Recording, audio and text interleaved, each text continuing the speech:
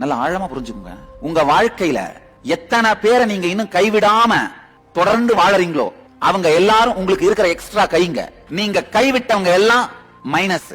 இது வாழ்க்கை கணக்கு. நல்லா போட்டுக்கோங்க. உங்க வாழ்க்கை லாபத்துல ஓடுதா நஷ்டத்துல ஓடுதான்னு எப்படி கணக்கு பண்றதுன்னா, நீங்க கைவிட்டவர்கள் இதுக்கு மேல இவரோட ஒன்னும் பண்ண முடியாது அப்படின்னு கைவிட்டவர்கள் நம்பர் எல்லாம் போடுங்க. எத்தனை பேர் கைவிடாம இன்னும் தொடர்ந்து அவங்களோட ஒர்க் பண்ணிட்டு இருக்கிற நம்பர் எல்லாம் போடுங்க. அதாவது நீங்கள் கைவிட்டவர்கள் பட்டியல், கைவிடாதவர்கள் பட்டியல். முதல்ல உங்களை எந்த பட்டியல சேர்ப்பீங்க நீங்க, அத முதல்ல சேருங்க. அதுக்கப்புறம் கைவிட்டவர்கள் பட்டியல், கைவிடாதவர்கள் பட்டியல், அதை பாருங்க. உங்களுக்கு 10 மார்க், மற்ற எல்லா நபருக்கும் ஒரு மார்க். நீங்க உங்களை கைவிடுறது 10 பேரை கைவிட்டதுக்கு சமம். அதான் உண்மை. இந்த கணக்கை போட்டு பாத்தீங்கன்னா தெரியும் உங்க வாழ்க்கை லாபத்துல ஓடுதா நஷ்டத்துல ஓடுதான்னு. வாழ்க்கை கணக்கு பேங்க்ல இருக்கிற பணம் சார்ந்த கணக்கை வச்சு ஓடுறது இல்ல.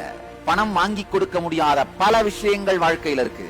ஏன்னா மனிதர்கள் தான் வாழ்க்கையை உருவாக்குகிறார்கள். நல்லா புரிஞ்சுக்கோங்க. மனிதர்கள்.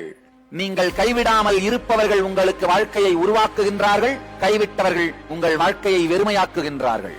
உரிமையாக்கலும் வெறுமையாக்கலும் உங்கள் முடிவால்.